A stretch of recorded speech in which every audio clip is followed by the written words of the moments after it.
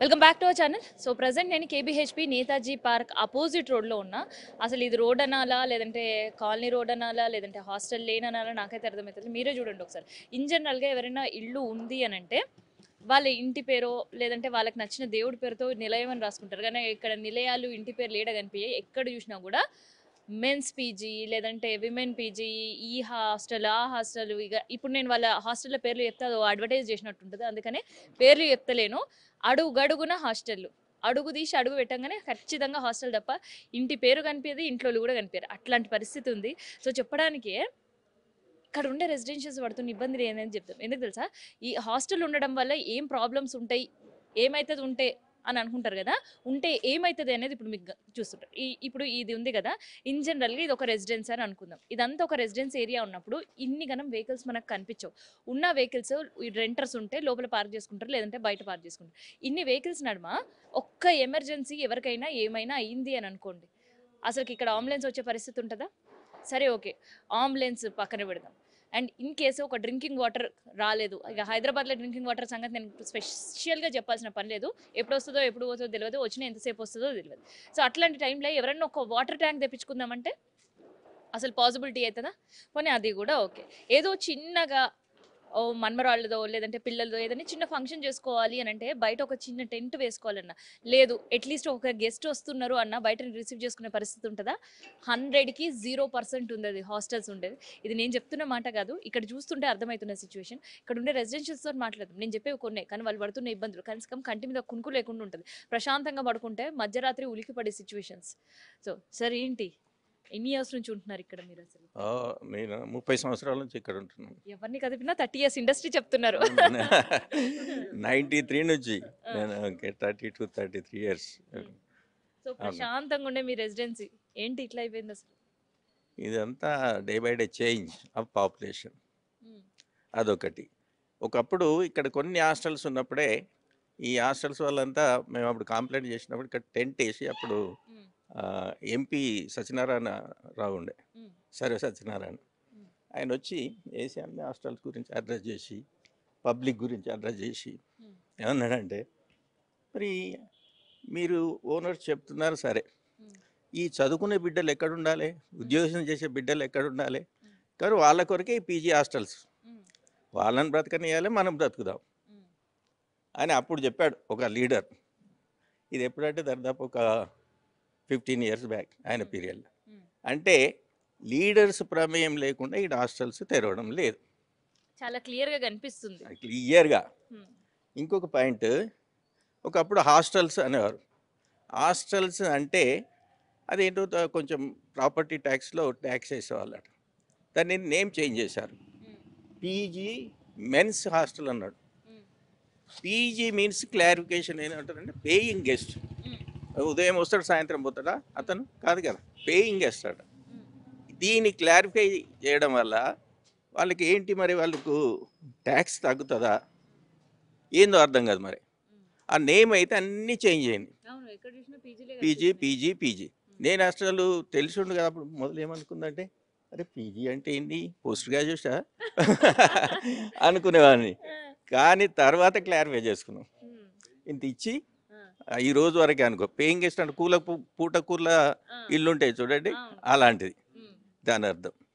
అంటే పూటకూల ఇల్లు పూటకూల మాకు డబ్బులు ఊరికొకటే ఉంటది, అది ఊరికొకటే ఉంటుంది, కనీసం గల్లీకి ఒకటి కూడా లేదు కదా. 10 కాదు, ఒక వాడకు 9 ఇండ్లలో 18 ఇండ్లలో 9 ఇండ్లు పూటకూల ఇల్లే ఉన్నాయి. సార్ పూటకూల ఇల్లు అంటే పాపం వాళ్ళు మనం ఇచ్చింది తీసుకొని మనకి వాళ్ళు ఉన్న దగ్గర పెట్టి పంపించేది, కానీ ఇప్పుడు అది ఇది కూడా అట్లా లేదు కాదు.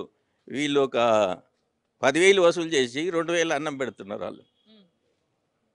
అదే ఇప్పుడు మా బుచ్చిరెడ్డి గారు చెప్పినట్టు అక్కడ డిస్మెంటల్ అవుతుందంటే ఒక హాస్టల్ యజమాని అక్కడ పోతాడు, కథం అడ్వాన్స్ ఈయన 10 లక్షలు ఇస్తా అంటే ఇంకో ఆయన వస్తాడు 20 అంటాడు.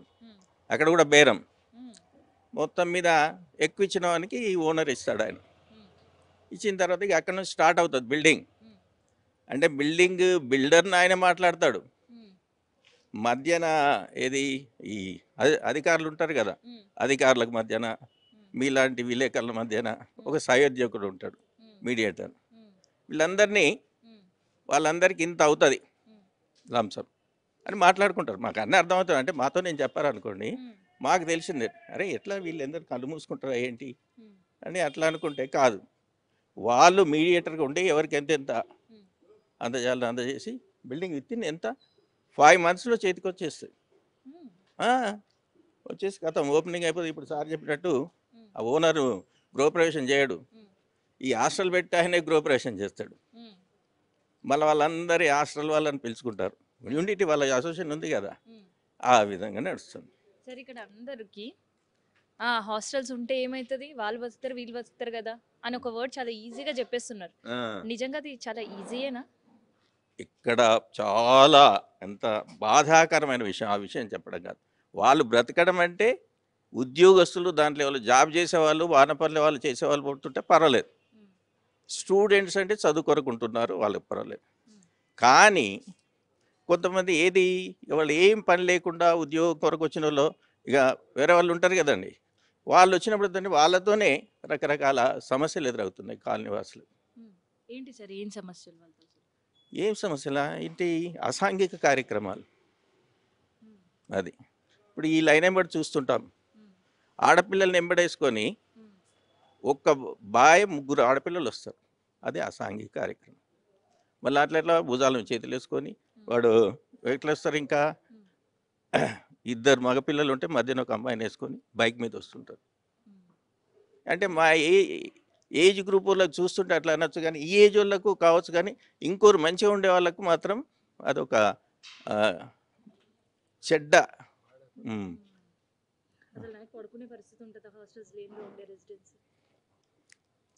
అదైతే చాలా కష్టం అమ్మా. నేనైతే మేల్కొనే ఉంటాను దరిదాపు ఈ ఏజ్లో. ఏమవుతుందంటే అలా పడుకుంటావు 10:30కో 10 గంటలకు, నువ్వు వార్తలు చూసి పడుకుంటావు. 12 గంటలకే ఏమవుతుందంటే ఈ బాంబుల సౌండ్ వినబడుతుంది. ఆహాకారాలు మీన్స్ అదే వీళ్ళు బర్త్డే చేసుకునే వాళ్ళు ఉంటారు కదా, సరే విజిల్ చేస్తారు. తర్వాత ఇప్పుడు మా ఇంటి పక్కన అవి 12 తర్వాత కూడా సౌండ్స్ వినబడుతుంటాయి, మాట్లాడుతుంటారు ఎవరో పిల్లలు. మరి బ్యాచిలర్సా లేకపోతే ఎవరో ఇట్లా జంటలుగా వచ్చిన మేము డోర్ తీసే పరిస్థితి ఉండదు. తీసినా కానీ ఎలాంటి దృశ్యాలు కనబడతాయో మేము ఊహించలేము. కాబట్టి మందలించినా కానీ పోతారా ఆ టైంలో? లేదు అంటే వాళ్ళకి మీకు ఏందండి, మేము ఏం చేస్తున్నామండి అంటారు, అంతే. బాబు ఈ టైంలో బర్త్డే సెలబ్రేషన్ రోడ్ మీద అంటే డిస్టర్బెన్స్, ముందు పోండి అని గసిరినా అట్లాంటి అన్నట్టు వాళ్ళని వాళ్ళు బహిష్కరిస్తారు, మమ్మల్ని అన్నట్టు చూస్తారు, ఏహ్యంగా ఆశ్రయించుకుంటారు, మమ్మల్ని ఎంజాయ్ చేయనీయరా అనేటువంటి విధంగా మమ్మల్ని చూస్తారు. ఎమర్జెన్సీ సిచ్యువేషన్స్లో అమ్మా అదే మీరు ఇంతకుముందు అన్నట్టు ఎవరన్నా వెహికల్స్ రావాలంటే కష్టం, చుట్టాలు వచ్చిన వాళ్ళకు ఆటో తీసుకుంటే ఈ లైన్ కాకపోతే ఇంకో లైన్, ఎక్కువ వెహికల్స్ అటు సైడ్ రావాలంటే ఇప్పుడు మా లైన్ ఒకటి, మా వెనక లైన్లు ఎక్కువ వెహికల్స్ ఏవైతే హాస్టల్స్ లేని లైన్స్ ఉన్నాయో అందులో నుంచే వెహికల్స్ అదొకటి రవాణా డిస్టర్బెన్స్, ప్రశాంతంగా ఉన్న వాళ్ళకు.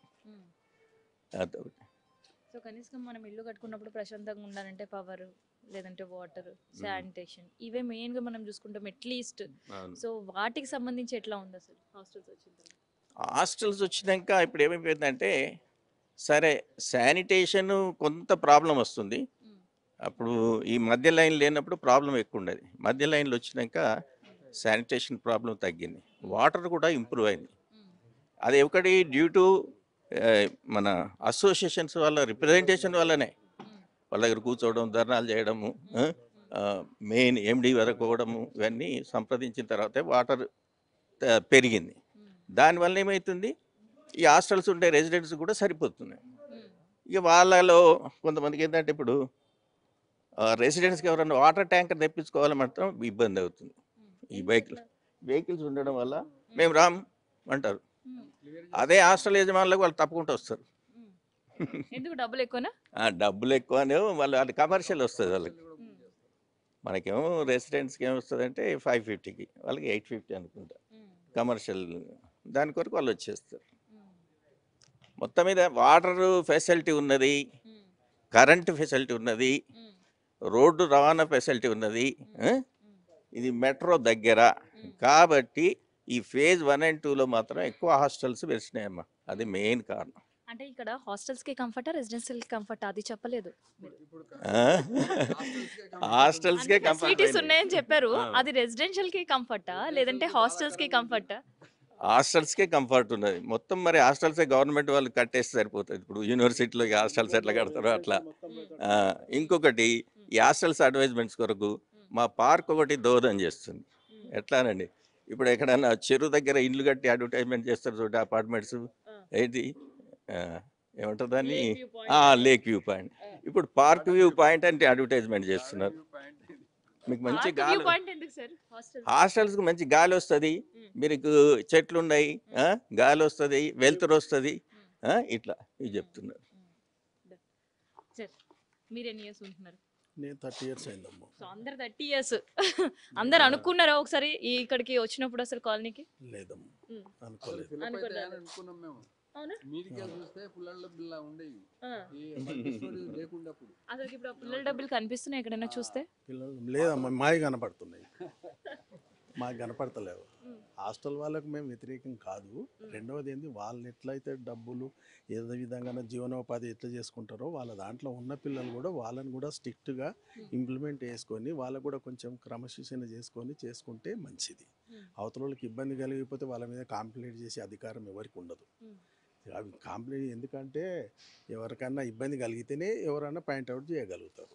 అది వాళ్ళకేంది మనం చేయకూడదని, కానీ వాళ్ళకేంది ఇదంటే ఎట్లుందంటే 12 గంటలు నిద్రపోలేము. పటాకులు, బర్త్డేలు ఏమన్నా అడిగినామనుకో అందరు కలిసి వాళ్ళ మీద అటాక్. దాడి కూడా, దాడి జరగడం అసలు జరిగినాయి మొన్న రీసెంట్గా ఇక్కడ అయినాయి. అట్లా ఆ విధంగా ఉన్నప్పుడు పోలీసు వాళ్ళు కంప్లైంట్ చేసినాం అనుకో, వాళ్ళు వస్తారు, ఒకసారి చూస్తారు, వెళ్ళిపోతారు, కంటిన్యూ ఉండలేరు కదా. అట్లా సో గతంలో అసలుకి ఇక్కడ హాస్టల్స్ అడుగు పెట్టినప్పుడు ఎట్లా ఉండేది? హాస్టల్స్ ఇక్కడ లేనప్పుడు ఎట్లా ఉండేది రెసిడెన్స్? ఇది ప్రశాంతంగా మాకు ఇక్కడ హౌస్ దొరికిందంటే ఏదో బంజరాల్స్ ఇల్లు దొరికినట్టు అనిపించింది అప్పట్లో మా సామాన్య జీవితాలకు. అట్లుండే ఇది. ఇప్పుడు అట్లా అంటే ఇక్కడ నుంచి ఎంత తొందరగా బయటపడతామో అని ఆలోచిస్తున్నాం. అది మా పిల్లలు కూడా ఇబ్బంది పడతారేమో అని, చిన్నపిల్లలు అట్లా తయారైంది. డిసిప్లిన్ లేదు, వ్యక్తిగతంగా డిసిప్లిన్ లేదు. వాళ్ళకి డిసిప్లిన్ మీద ఎవరేం కామెంట్ చేయాల్సిన అవసరం లేదు. ఎందుకు వస్తున్నారని వాళ్ళ దానికి ఒక టైం మెయింటైన్ పెట్టుకోవాలా. వాళ్ళకు ఈ టైం 9 to 9, 9 to 10 అట్లా పెట్టుకోవాలి. వచ్చిన తర్వాత కొంచెం వాళ్ళని కూడా మీరు కమాండింగ్ చేసే పవర్స్ ఉంటేనేమో బాగా. ఇష్టానుసారంగా ఎప్పుడైనా రాని ఎప్పుడైనా పోనీ అని అంటే అందరికి ఇబ్బంది. సో నేతాజీ పార్క్ చాలా కష్టపడి కోర్టు కేసుల నుంచి గెలుచుకొని తెచ్చుకున్నారు. సో ఏంది ఆ పార్క్ పరిస్థితి మరి ఇప్పుడు? ఇప్పుడు పర్వాలేదమ్మా, ఇప్పుడైతే కొంచెం 80% పర్వాలేదు, కంట్రోల్లో ఉంది అని అనుకుంటున్నాము. ఇక భవిష్యత్తు ఏమవుతుందో తెలియదు. సో మళ్ళీ ఒక సెక్యూరిటీ పెట్టడం, మీరు పర్సనల్గా మీ కాలనీ వాళ్ళందరూ పెట్రోలింగ్ చేయడం. ఇంకోటి ఏమైందంటే మొన్న రీసెంట్లీగా మీరు వచ్చిన తర్వాత 2-3 నెలల నుంచి మున్సిపల్ వాళ్ళని ఇద్దరిని ఇస్తున్నారమ్మా, సెక్యూరిటీ ఇస్తున్నారు. వాళ్ళ ద్వారా కూడా కొంచెం కంట్రోల్ అవుతుంది. ఇప్పుడు కొంత బెటర్, పర్వాలేదు. అంటే క్లీనింగ్ బెటరా లేదంటే ఫ్యామిలీ మెంబర్స్ తీసుకొని వచ్చి మనం అక్కడ సరదాగా గడిపే పరిస్థితి? ఇట్లా కూడా బెటరే, పర్వాలేదు. మున్సిపల్ వాళ్ళు కొంచెం శ్రద్ధ తీసుకుని ఇద్దరిని అపాయింట్మెంట్ చేశారు. ఉదయం 7 to 2, 2 to 7. పర్వాలేదు. వాళ్ళ ద్వారా కూడా వాళ్ళు కూడా బాగానే పనిచేస్తున్నారు పిల్లలు, సెక్యూరిటీ వాళ్ళు. మేము వాళ్ళకు కూడా సపోర్ట్గా చేస్తున్నాం. సో కొత్తగా రెసిడెన్షియల్ ఏరియాలో హాస్టల్స్ వస్తున్నాయి అంటే అక్కడ రెసిడెన్షియల్ వాళ్ళకి మీరు చెప్పేది ఏంటి సార్? ఎవరికి ఏం చెప్పాలి, సజెస్ట్ చేస్తారు? కొత్తగా అర్థం అంటే కాదు. ఇప్పుడు ఆల్రెడీ మీ దగ్గర చాలా ఆక్యుపెన్సీ కనిపిస్తుంది హాస్టల్స్. ఇట్లాంటి రెసిడెన్షియల్ జోన్లోనే మళ్ళీ ఎవరైనా హాస్టల్స్ కొత్తగా పెట్టడానికి అడుగు పెట్టాలి అని అనుకున్నప్పుడు అక్కడ అసోసియేషన్ కావచ్చు, రెసిడెన్స్ కావచ్చు, మీరు ఏం సజెస్ట్ చేస్తారు? చూస్తూ అందులో గుంతలు పడ్డట్టు అవుతుంది. ఎవరైనా రెసిడెన్షియల్ వస్తుంది అంతే, చేయలేము. వాళ్ళకి ఏం సజెస్ట్ చేసినా వాళ్ళు పట్టించుకోరు. మా ఇల్లు మా ఇష్టం అంటారు. కొన్ని అట్లీస్ట్ ఇప్పుడు మీరు ఎప్పుడు బయటపడాలా అని ఆలోచిస్తారు. మీరు బయటపడ్డా కూడా అక్కడ ఎవరైనా రెంటర్స్ ఉండే సిచ్యువేషన్ ఉందా? ఉండదు. మీకు ఇంతకుముందు చెప్పే కదమ్మా, 60 గజాలలో 8 ఫ్లోర్లు వేసినావు. మరి ఏ విధంగా వేసినా అనేది ఆలోచించుకోవాలిగా. దాని డ్రైనేజ్ ఎక్కడ ఉన్నదే 12 ఫీట్ల డ్రైనేజ్, ఆ 12 ఇంచుల డ్రైనేజ్. 60 అంటే ఎంతమంది ఉంటారమ్మా? ఒక ఫ్లోర్కు కనీసం తక్కువ 10 వేసుకున్నా 60 మంది ఉంటారు. మరి ఆ రాళ్ళ 36 మంది వేసుకుంటే డ్రైనేజ్ నీళ్ళు ఎక్కడ, వాతావరణం ఎక్కడ, తాగే నీళ్ళు ఎక్కడ, లేకపోతే ఈ డ్రైనేజ్ ఎక్కడ వదులుతుంది? ఏం కావాలి? నాలాంటి వాళ్ళు ఇంకెక్కడ పోవాలి? వాళ్ళకు డబుల్ సోర్సెస్ ఉన్న వాళ్ళు బయటకు వెళ్ళిపోతారు, లేనోడు